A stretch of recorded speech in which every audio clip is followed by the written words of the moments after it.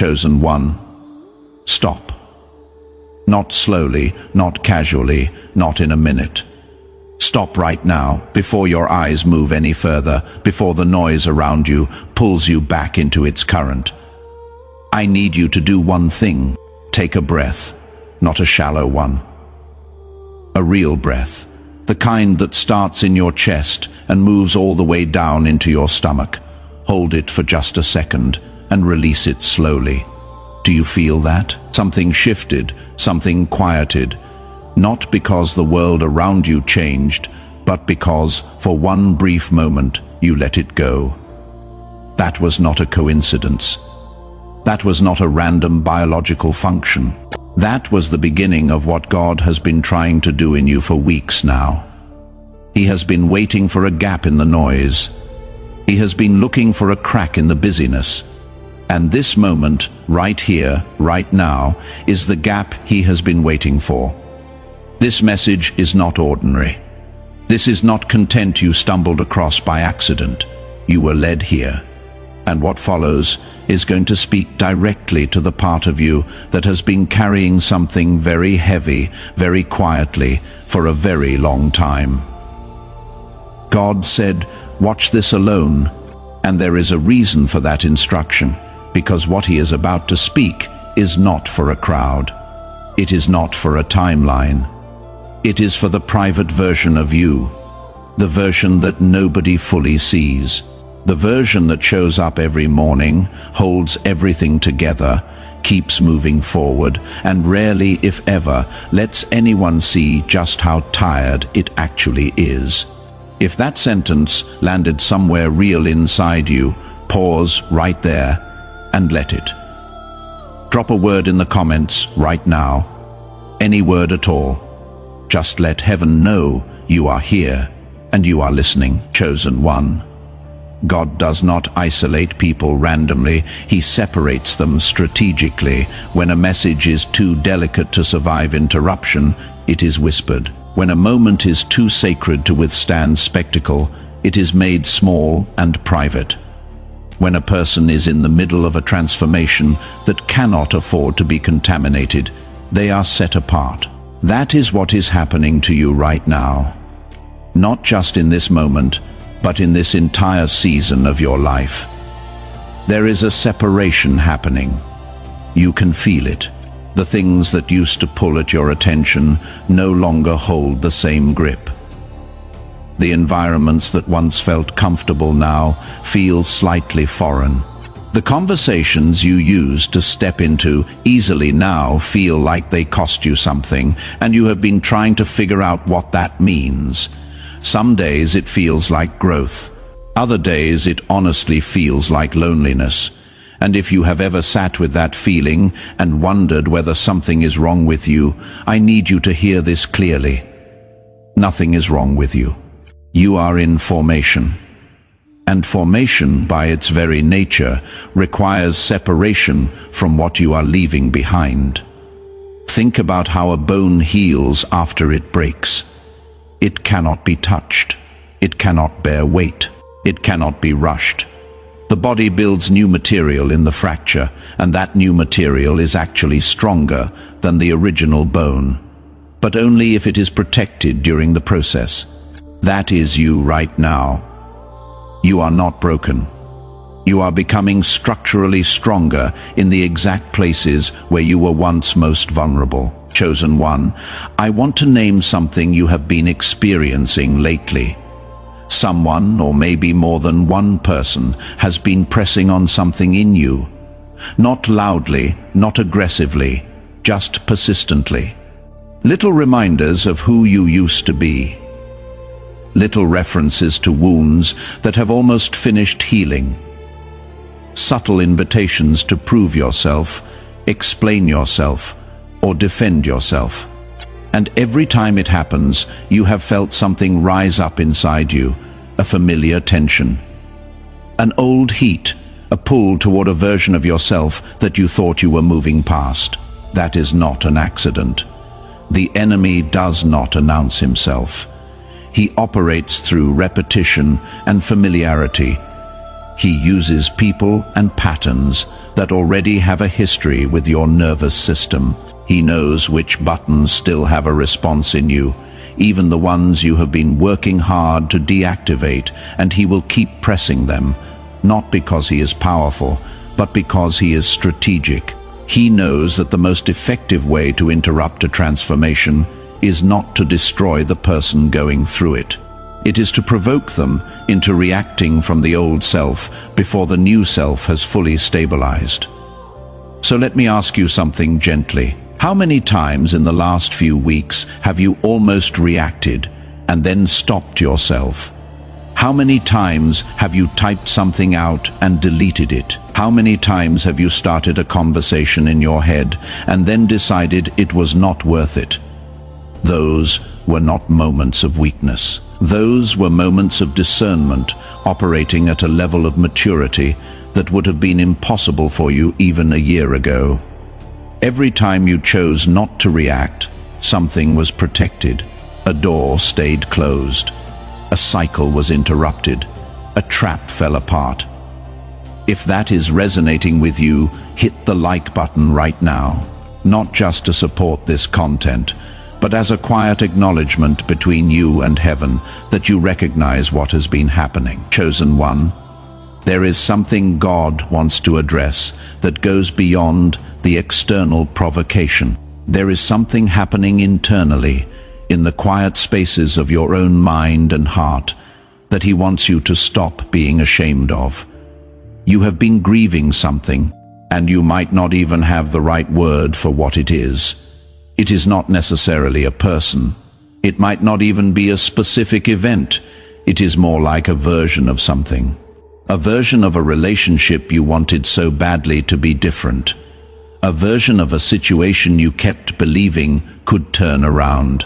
And because you have always been the one who holds things together, because there has never really been a safe enough space to fall apart, you have been carrying this grief like a secret, managing it, continuing to function. While something tender inside you has been quietly aching, God sees that. He is not asking you to perform strength right now.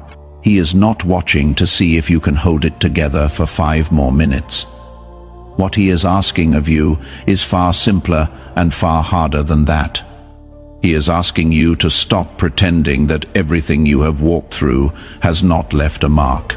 He is asking you to let the part of you that is tired actually rest in His presence, instead of just pushing through to the next thing. Because here is what happens when you keep pushing without resting. The grief does not disappear. It transforms. It becomes cynicism. It becomes emotional distance. It becomes a low-level bitterness you cannot quite explain. And God is not willing to let that happen to you. Not in this season, not when you are this close to the thing He has been preparing for you. Chosen one, I need to talk to you about silence. Because silence has been following you lately, and I do not think you fully understand yet what it is doing in your life. You have noticed that you do not have as much to say as you used to. Not because you have become passive, not because you are giving up, but because something in you has started recognizing the difference between words that build and words that simply release pressure in the moment without changing anything. You have started measuring the cost of speaking versus the cost of staying quiet. And more often than not lately, the cost of speaking has not been worth what it would accomplish. That is wisdom. That is not withdrawal. That is the development of a spiritual filter that God is installing in you, because what is coming next requires you to be someone who speaks with intention rather than someone who reacts with volume. He is calibrating your voice. He is slowing down the impulse between thought and expression. He is creating space between what you feel and what you say, so that when you do speak, it lands differently. It carries something. It does not just fill air. It changes the temperature of a room. If this message is speaking to something you have been sensing but could not articulate, share this with someone who needs to hear it. Someone who has been in their own season of quiet. Someone who has been misreading their silence as defeat. This might be exactly the confirmation they have been waiting for. Chosen one, God has something very specific to say about the relational landscape you are navigating right now. There are people around you who were assigned to a version of you that no longer exists. They were comfortable with the version that was smaller, less secure, more easily influenced. Your need for approval gave them leverage. Your fear of confrontation made you manageable, and they built their relationship with you around those dynamics, not necessarily out of malice, but because that was the version of you they knew. And now you are changing. Your peace unsettles their expectation of your anxiety. Your silence disrupts their experience of your reactivity. Your boundaries introduce friction where there used to be ease. But chosen one, you cannot resurrect what God buried to make someone else comfortable. You cannot go back into a version of yourself that you have genuinely outgrown just to reduce the tension in a room. That is not compassion, that is self-betrayal. God is not asking you to become cold. He is asking you to stop managing other people's comfort at the expense of your own becoming. He is asking you to trust that the relationships meant to survive your growth will survive it. The ones that required the smaller version of you to function were never meant to be permanent structures in your life. They were classrooms, and you have graduated. Chosen one, you have been waiting for something. Not impatiently, not with anxious demanding, but with a quiet, deep, sustained hope that sometimes feels indistinguishable from uncertainty. You have been waiting for confirmation, for the thing you have been believing for to finally show up in a form you can point to. For the effort you have been putting in quietly and faithfully, often without recognition, to accumulate into something visible. I want to say something to you directly. God has not forgotten about what you asked him for. He has not moved on. What looks like silence from his end is not silence. It is construction. The architecture of what he is building in your life requires foundations that are not visible while they are being laid. You do not see the concrete being poured. You do not see the structural work happening beneath the surface. But the building is going up. And the reason it has taken longer than you expected is not because something went wrong. It is because what God is building for you is larger than the version you originally imagined. And larger structures require deeper foundations. Let that replace the narrative of delay with the narrative of depth, because that is the truth of what is actually happening in your life right now. There is a clarity coming that will make decisions feel simple in a way they have not in a long time.